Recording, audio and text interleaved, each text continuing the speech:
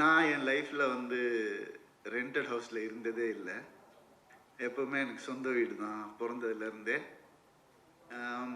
இப்போ நான் ரெண்டட் ஹவுஸில் இருக்கேன். ஸோ நிறைய ரிலேட் பண்ண முடிஞ்சுது. கூடிய சீக்கிரம் எனக்கு இந்த படம் பார்த்து ஒரு பெரிய இன்ஸ்பிரேஷனாக இருந்தது. என் லைஃப்பை ரீலிவ் பண்ண மாதிரி இருந்துச்சு. என் லைஃப்பை லிவ் பண்ண போகிறேன்னு தோணுச்சு. இனிமேந்து நல்லபடியாக ஒரு படம் அந்த ஒரு இன்ஸ்பிரேஷனை எல்லாருக்கும் கொடுத்தாலே போதும். அந்த இன்ஸ்பிரேஷனை இந்த படம் கொடுத்துருக்கு. யாரையாவது மறந்துருந்தா மன்னிச்சுக்கோங்க.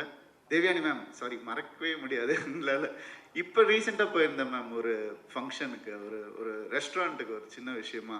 அப்போ நான் அண்ணான்னு கூப்பிட்டா அவர் திரும்பி, சார் என் பேர் ராம், ராமண்ணா அப்படின்னு சொல்லும் போது டக்குன்னு உங்கள் ஞாபகம் வந்துச்சு. அந்த டைலாக் அவ்வளோ ஃபேமஸ்.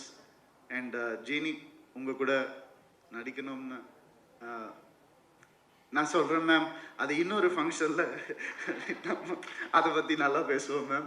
நான் சொல்கிறேன் மேம், நல்லபடியாக வேலைகள் போயிட்டுருக்கு, சிஜி ஒர்க் எல்லாம் போயிட்டுருக்கு.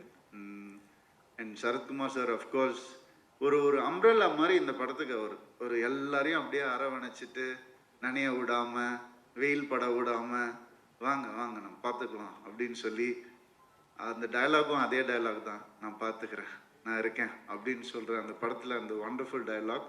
So it's a feel awesome film, not a feel good film. இது எக்ஸ்ட்ராடினரியான ஒரு படமாக இது வரணும். Just for your good heart and for the people who believe in good scripts, the audience who are eager to watch good scripts. இந்த படம் கண்டிப்பாக அவங்க எல்லாருக்கான ஒரு படமாக இருக்கும். என்ன இந்த விழாவுக்கு கூப்பிட்டதுக்கு ரொம்ப ரொம்ப நன்றி. Thank you so much.